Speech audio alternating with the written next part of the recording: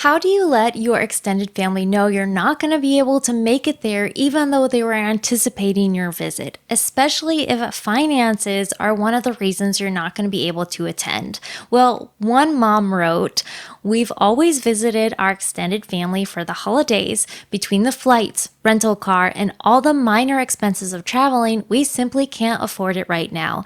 Everyone is really excited to see us, especially since a lot of them couldn't visit when our baby was born. I feel really awkward discussing our finances with them. It's not that we're doing bad, but now that we have a baby, there's a lot more to pay for. Some of them are in a worse financial situation than we are, so it feels like it's not a good enough excuse not to go." There's a lot here, but I just want to kind of start our conversation and say that you don't have to justify your reasons for your decisions against the weight of someone else's. Even if you may be in a better financial state than someone else, don't use that to justify the fact why you need to spend money or take up an expense that you're not comfortable with just because they're also not comfortable or in a position to carry that same expense. But before we dive into all of the details of this scenario, my name is Brianna. If we haven't hung out before, I'm a fellow mom and also a money coach, and here we talk about all things real life and money from moms for moms just like you. But with that, let's go ahead and dive into today's topic. I am really excited though to talk about this topic. It's been a while since we've had a financial one. So you said you simply can't afford it right now. And I think that a lot of parents, in fact, a lot of people right now can really relate to that. Like when you become a family and once you have a baby, you have so many more expenses than what you are normally carrying as a, single adult. There's a lot more expenses once you're taking care of a baby.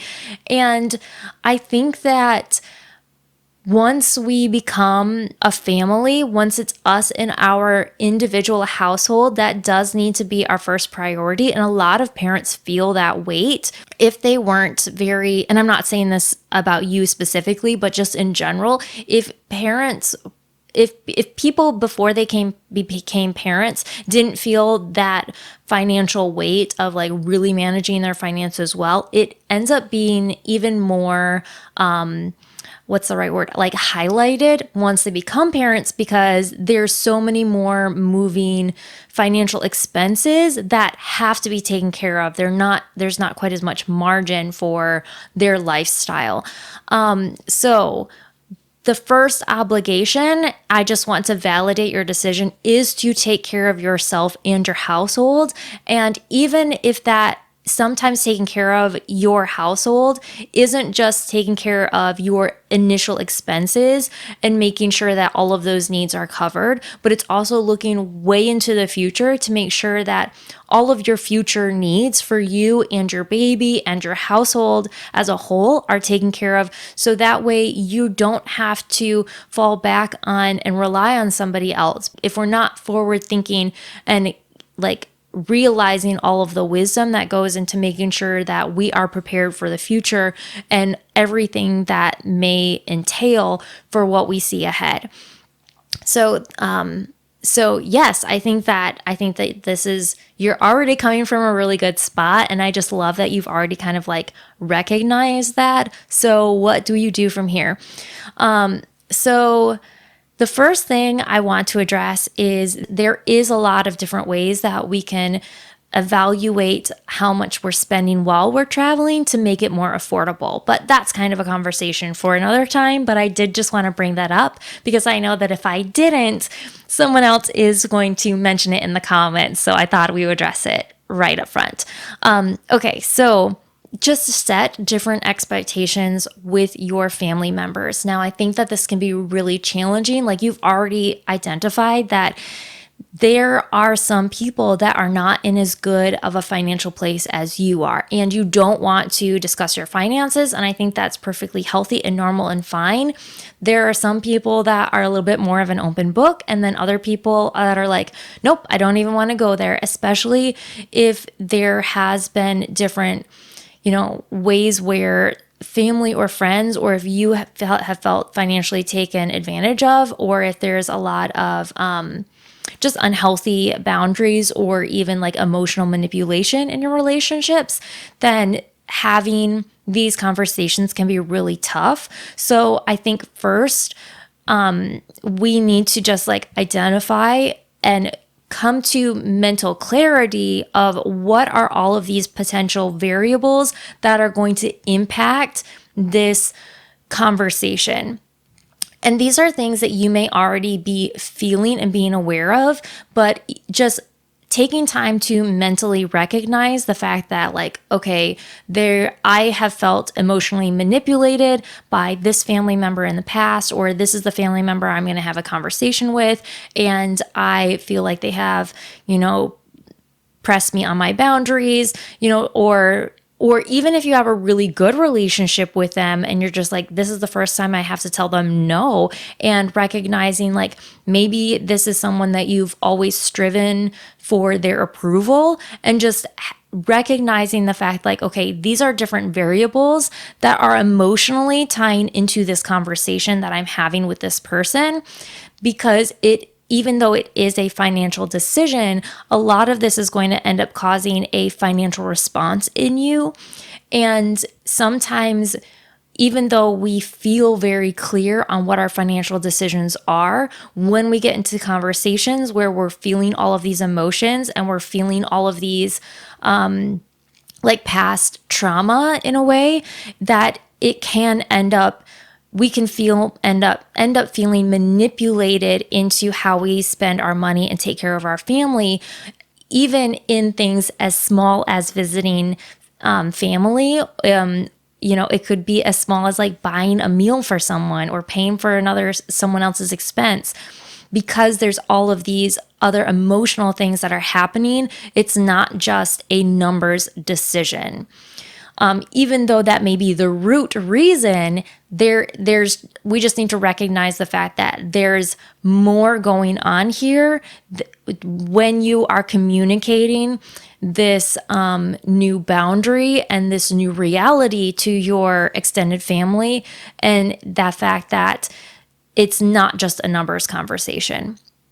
Okay, so after you have identified like all of the emotional reasons why this conversation may be challenging, and this may take you some time, right? Like, this is not an activity that you just sit down and you're like, okay, well, I have, past financial trauma. I have felt manipulated. I have felt like I need someone's approval, like I feel like there's this big comparison, or I feel financially judged, or, like I'm outcast, whatever they are. Like, this may take you some time. So I know I'm kind of breezing over it in our conversation, but just like, if it takes you a couple of days, like that, I don't think that's not normal.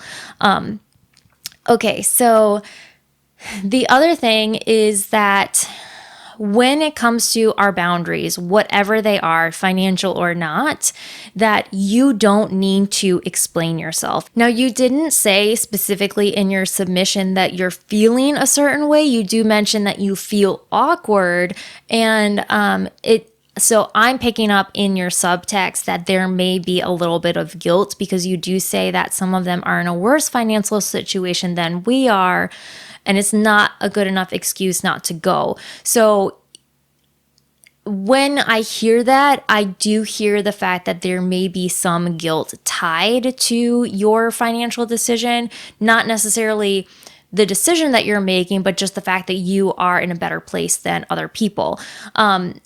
So however you're feeling about this, one thing that I just kind of want to caveat that to say is that there is a big challenge with, and I think a lot of people do deal with this, whether or not they are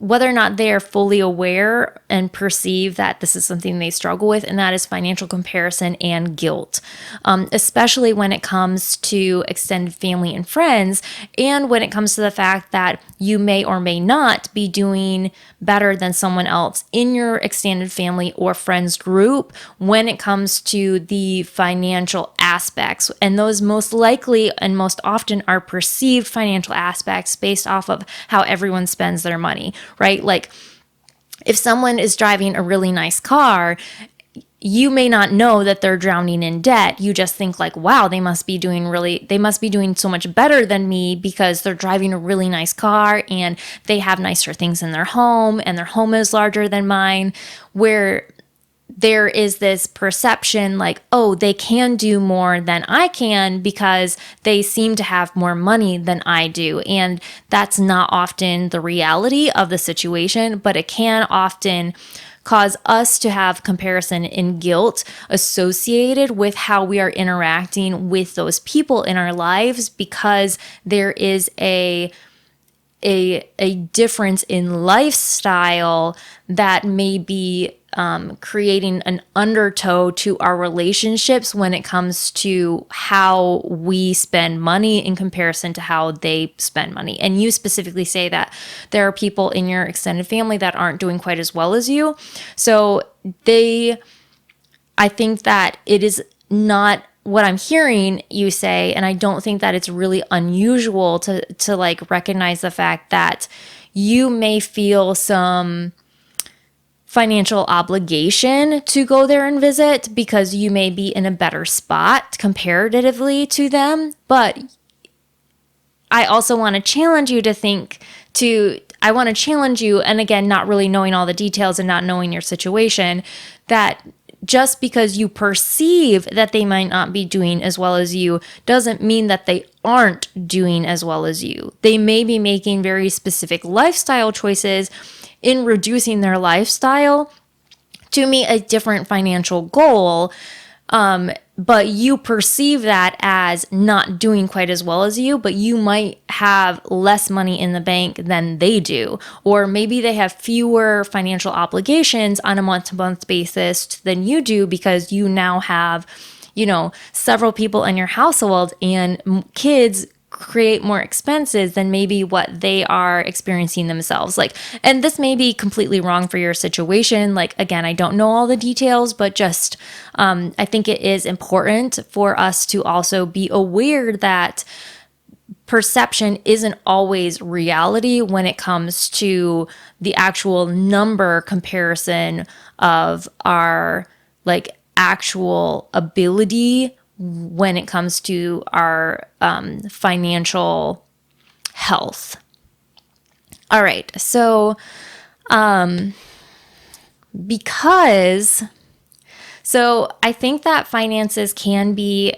discussing finances can be very taboo because it indicates as a numeric number an expression of what you value. So when it comes to discussing finances, or I guess even not discussing finances, but if you go to your extended family and you say, hey, we are not going to be able to visit, and they ask why, and you're kind of left with I don't really know what to say, which we are going to talk about here in a second, and you end up defaulting back to the fact of oh, well, we don't really have the finances right now to go and do that or spend it in that manner. Because finances ends up demonstrating value. When we say, okay, I value, this item and I'm willing to pay $100 for it, that's indicating to us and to other people, I value this item at $100 versus paying $10 for something else. It's a numeric expression of how much we and other people value that item or that experience, or that service. So sometimes it can be really challenging having these discussions and bringing up finances when it comes to our decisions with other people, because we are basically conveying to them where our value lies. And some people can then receive that that information as saying like, oh, you don't value me more than other things in your life, especially if they are comparing what different lifestyle aspects, whereas like they may not value certain things that you're willing to spend money on, and to you it is a high priority and you do value that, but in their mind they're saying, okay, well, you value those other things more than you value me because you're willing to spend your money on those other things and you're not willing to spend your money on me, even if it's not that you're actually giving them money, but just like setting aside money in the example that we're talking about here, like setting it aside so you can go spend time with them, which is an expense, which does communicate value to that person. Now, is that a fair, like a fair way of us living our lives? Yes, no, maybe.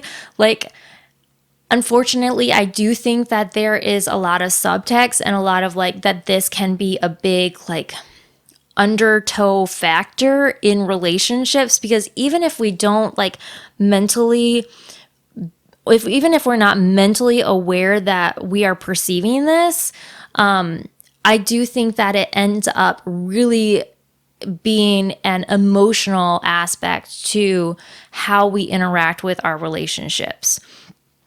So, since you have said that you don't want to have those conversations, and I think that this is a great, healthy way to go, especially like you don't have to have these conversations. No is a final answer. It doesn't require any explanation, but for someone that is not used to setting a boundary and saying something and like just leaving it at that answer, especially if you're used to from extended relatives or family or friends, giving an explanation, whether or not it's asked, or even if it is asked very willingly, once we become parents, it can be very hard to understand how to set a boundary and to reinforce that boundary without giving out information or explaining ourselves and getting into topics and details that we're not comfortable discussing.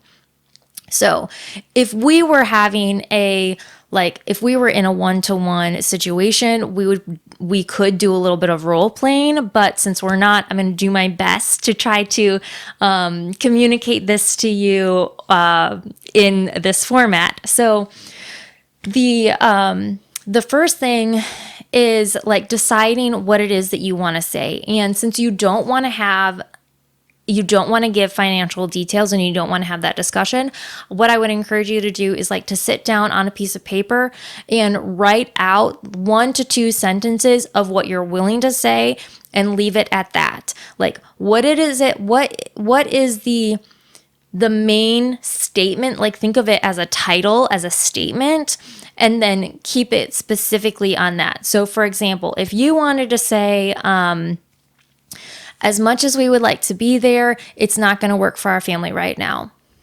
Like that is a statement. It's a 2-word statement. And then, so if I was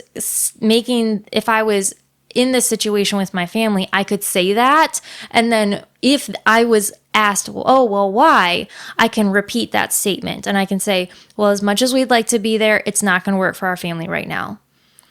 And I don't have to give any more details. I've already explained it. It's not going to work for our family right now. And that could mean several things. That could mean like our job schedule. That could mean our finances. It could just mean the fact that like we don't want to travel with our baby. Like there are thousands of different like reasons behind that statement. But I, as a parent and me protecting my household and caring for my household, I am not obligated to give any more information nor to explain myself any further. So the reason why this statement is so powerful is because anytime they come back at you and they ask for more information, or they might rephrase their question, or they might just say like, oh, does it not work out for your work schedule? Same answer. It's not going to work out for our family right now, or it's not a good time for us, or, whatever that statement is, like it's not going to work out for our family right now is always the default answer. Don't give any more information, because as soon as as soon as you give more information, then that creates a conversation that you end up weaving into, and then it opens you up to the possibility that you may not, or that you may disclose something that you're not willing to talk about, or it may end up creating a sense of trust within your conversation to say like, oh, well, I could say something, but you also like, you don't really want to say something, but then like you feel obligated that you should say something. So when you're setting these very firm boundaries that you know are tied to a financial decision or any other decision you're setting for your family, don't talk about anything else. Don't give any more information. Like, this is the answer. I'm calling you to communicate that this is the answer. Thank you for, picking up the phone and having this conversation. Okay, bye. You know what I mean? Like, and you can leave this up to you. Like, as to like the nature of your relationship with your extended family, but I'm kind of like going on like the worst case scenario where it's like you don't want to be manipulated into giving more information than what you want to share, where you have also been pressed on possibly several boundaries in the past, or in the fact that like this is the first time you're setting a boundary with your extended family. Like, this is the way that I would approach it because I have been in those situations before. So having a very clear, like, this is the reason why I'm calling. This is the information I'm communicating. I'm not discussing anything else. Here is the answer. Why? Here is the answer. Same answer. Why? Here is the answer. The same answer, until the person that you're talking to understands that this is the answer no matter what they say, no matter what they ask. It's the same phrase every single time, and you're not willing to discuss anything else. Once they accept that answer, whether they emotionally accept it or not, and they just get to the point where they're not asking you more questions, like they got it, you end the call. And depending on how the conversation is going and your history with this person, maybe it makes sense for you just to say like, hey, I just called you to let you know that we're not going to make it. It's not a good time for our family right now. Okay, bye. So hopefully that gives you like some really clear, at least a couple of phrases to say for you to like start that conversation with your extended family. And I do just want to, now if you're like struggling with like feeling like, oh, how do I stick to my guns? Like, now that you know what to say, like, how do you, it can feel like very forceful coming from a situation where now you are establishing your independence as a parent, because this is not going to be the only time that you're going to have this conversation. I promise you. But one way that I really like to think of it, if you are struggling with like feeling validated to approach the situation from such a strong standpoint, and that is that I like to think of my household, my individual household, like me and my husband and my children. We are a separate entity. Now that I'm an adult, I have, been removed from my family, and now me and my husband and our family, we are a separate entity. And I like to think of us as an entity as a company. So a lot of what I do in my home, how I manage my finances and how we make decisions, I think of us as like, okay, our household is a company. And I'm sure as we kind of like talk more over the course of our time together, like I'll think of better terms of explaining this and like expounding on this company term. But so when it comes to a company's main goal is always to have more income than expenses, because we're not going to think of us as like, oh, we're a nonprofit company, or we're a volunteer company. No, we're going to think of this as like, we're very basic. We are a standard company in the world whose main point is to have income to be a thriving company. So as a company, when someone comes outside and submits a proposal to that company, like your extended family now has basically submitted a proposal, this expectation that you should arrive and spend money as an expense with them and their company. This is like a vendor coming to sell a product to a company and enter a contract. So the vendor, the salesperson, comes to the company, they give a presentation, they say, hey, this is the reason why you should spend money with my service, my product, my external vendor company. And the initial company, your household, determines whether or not it is the best decision for this company. Does it help you manage your systems better, like work more efficiently? Does it help you like increase your goals as a company, like your financial goals, your cultural goals, like taking care of like your company, your employees, your benefit, your overall well-being and benefit as a company to be able to continue working in the marketplace. Now, if it is not benefiting the company, because this company may receive several different proposals, just like we do in our life, every single decision that we make in our life, we're getting these subliminal proposals through marketing, through like other people's expectations of us. So these are all like salespeople coming to us and saying like, hey, spend your money on my service or my product.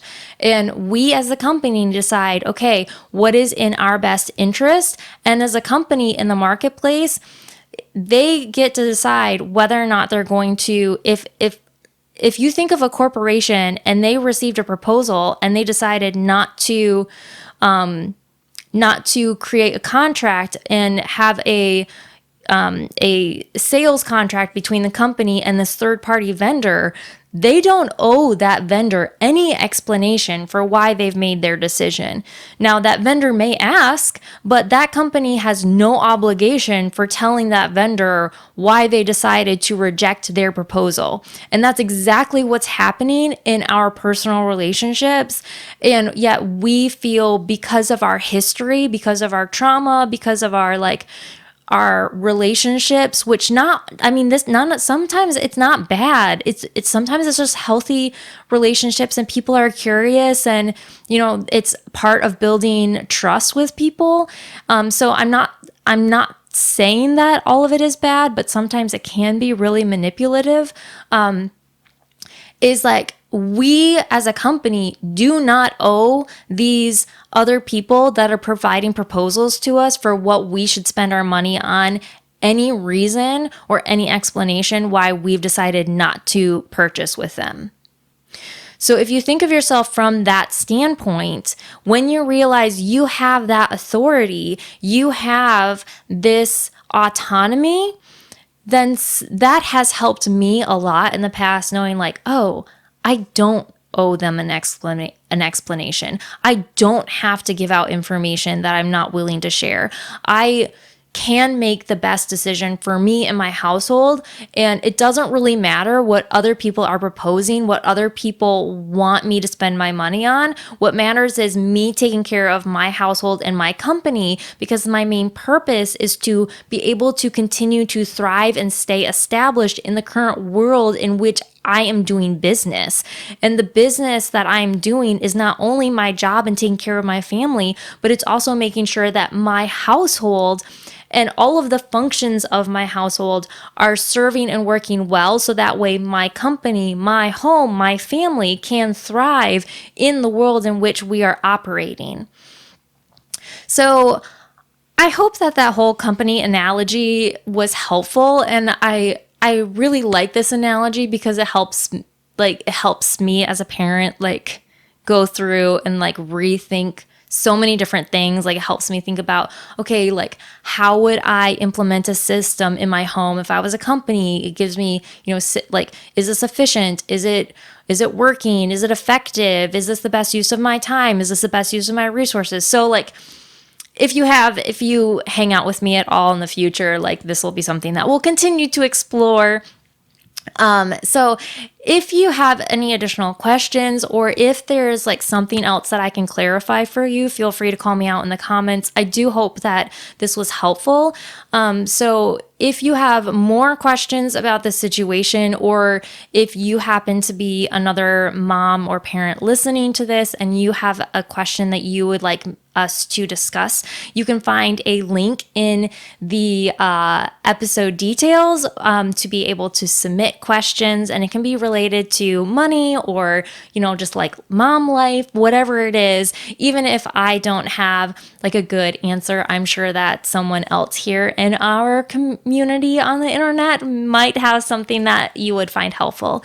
So, yeah, let's go ahead and continue this discussion in the comments. I am looking forward to what you have to say. But until then, create a home your heart loves.